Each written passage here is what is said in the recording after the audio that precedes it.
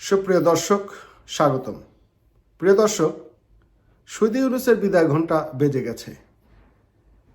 কেন এই কথাটা বলছি সেটা আপনাদের কাছে অনেকটা আজগুবি কথা মনে হতে পারে, কিন্তু আপনারা একটা বিষয় চিন্তা করেন, যারা এই জুলাই আগস্টের ষড়যন্ত্রে পা দিয়েছিল তারা কিন্তু তাদের ভুলটা বুঝতে পেরেছে।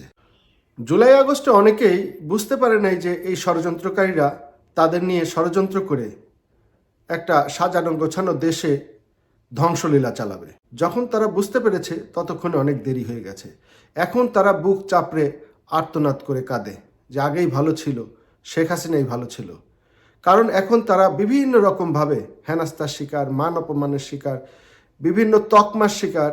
যেমন আনসারদেরকে বলা হচ্ছে আনসার লীগ, যারা জুলাই আগস্টের ষড়যন্ত্রে আহত হয়েছে তাদেরকে বলা হচ্ছে আহত লীগ। এই যে তকমা দেওয়া হচ্ছে, এতে কিন্তু তারা বিব্রত। তারা অত্যন্ত সৎ নিয়তে জুলাই আগস্টে আন্দোলন করতে গিয়ে তারা যে ষড়যন্ত্রের শিকার হয়েছে, জামাতি চালের শিকার হয়েছে, সেইটা তারা এখন বুঝতে পেরেছে। এই কারণে এই যে জুলাই আগস্টের যে জনসমর্থন, যেই জনগণ রাস্তায় গেছিল, এই জনগণ কিন্তু এখন আর শহীদ ইউনূস বা এই ষড়যন্ত্রকারীদের সাথে আর নাই। তারা এখন নিশ্চুপ হয়ে গেছে। অর্থাৎ তারা এখন সুযোগ খুঁজছে কি করে এই ষড়যন্ত্রকারীদের বিদায় করা যায়। তো তারা সুযোগ পেলেই কিন্তু আবার বেরিয়ে পড়বে, কারণ তারা ওই ভুল থেকে যে শিক্ষা নিয়েছে সেই ভুলের মাসুল তারা দেবে ইউনূসকে বিদায় করার মাধ্যমে। আরেকদিকে খেটে খাওয়া মানুষ, দিনমজুর, রিক্সাওয়ালা, শ্রমিক, তারা নিত্য পণ্যের ঊর্ধ্ব মূল্যের কারণে এখন ত্রাহি অবস্থা। তাদের সংসার চলছে না, তারা ওষুধ কিনতে পারছে না, বাসা ভাড়া দিতে পারছে না, বাচ্চাদের লেখাপড়ার খরচ জোগাতে পারছে না। আপনারা বিভিন্ন ভিডিওতে দেখেছেন সামাজিক যোগাযোগ মাধ্যমে, তারা কিন্তু এখন মুখ খুলেছে, বলছে আমরা আগেই ভালো ছিলাম, আমরা তো এটা চাইনি, এরকম দেশ চাই নাই।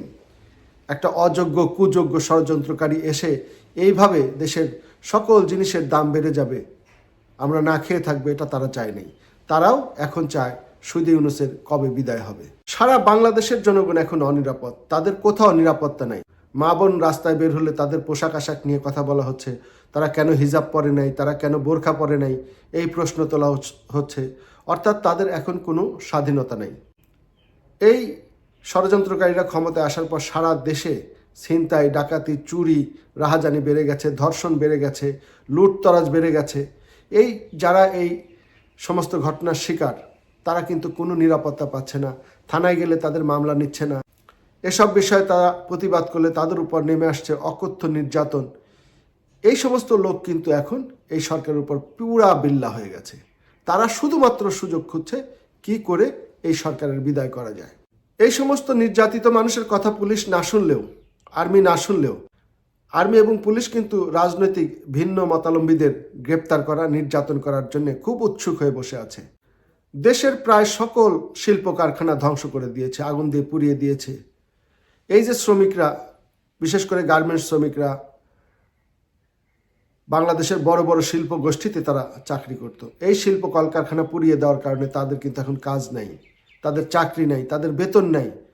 তাদের কি অবস্থা? তারা আজকে প্রায় 2-3 মাস যাবৎ আশুলিয়া, সাভার, নারায়ণগঞ্জের বিভিন্ন এলাকায় তারা আন্দোলন করছে, মিছিল করছে, রাস্তায় বসে পড়ছে, দেখার কেউ নাই। আজ পর্যন্ত দেখবেন কোনো উপদেষ্টা বলেন, এই সরকারের কোনো দায়িত্বপ্রাপ্ত ব্যক্তি বলেন, প্রধান উপদেষ্টা বলেন, এই সমস্ত অভাবী মানুষদের, এই সমস্ত গরিব মানুষদের, এই সমস্ত গার্মেন্টস শ্রমিকদের ব্যাপারে তারা একটি কথা বলছে না। তারা তাদের সাহায্যের জন্য এগিয়ে যাচ্ছে না। কিভাবে তারা দিন গুজরান করছে, কিভাবে সন্তান সন্ততি নিয়ে দুবেলা দুমুঠো ভাত খাচ্ছে, একটা মানুষ খবর নেওয়ার নাই। তারা কি করবে?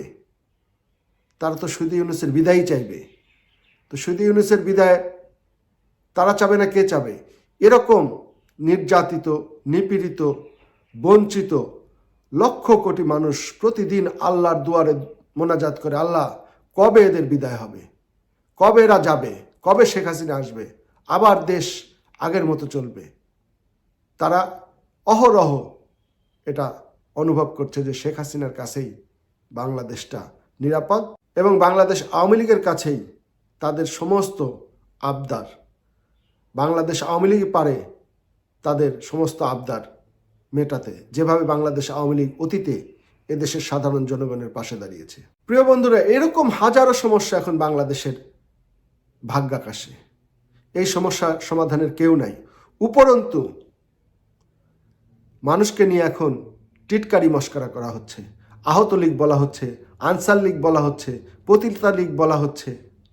এই যে সমস্ত ব্যক্তিরা জুলাই আগস্টের ষড়যন্ত্রে আহত হয়েছে, কেউ কি ইচ্ছা করে তার নিজের অঙ্গ ক্ষতিগ্রস্ত হতে দেবে? যেভাবেই হোক, তাদের তো অঙ্গহানি হয়েছে, আজকে তাদেরকে বলা হচ্ছে আহত লীগ। এই টিটকারি, এই মস্করা, এই অপমান কিভাবে তারা সহ্য করবে? ষড়যন্ত্রকারীদের মুখের ভাষা, ষড়যন্ত্রকারীদের ব্যবহার কখনোই ভদ্রোচিত হতে পারে না। একটা রাজনৈতিক দল, একটা রাজনৈতিক নেতা তৈরি হয় তার কর্মের মধ্য দিয়ে, তার শ্রমের মধ্য দিয়ে, জনগণকে ভালোবাসার মধ্য দিয়ে, জনগণকে সেবা করার মধ্য দিয়ে। আর এই ষড়যন্ত্র করে উড়ে এসে জুড়ে বসা মৌলবাদীরা, আবাল টোকাই নাবালক সমন্বয়করা, এই উপদেষ্টারা, এই সুদি ইউনুস কখনোই এই দেশের নিরাপত্তা দিতে পারবে না। জনগণ এটা বুঝে গেছে। এই জন্য জনগণ চায় সুদি ইউনুসের যত তাড়াতাড়ি বিদায়। সুদি ইউনুসের বিদায় ঘণ্টা বেজে গেছে।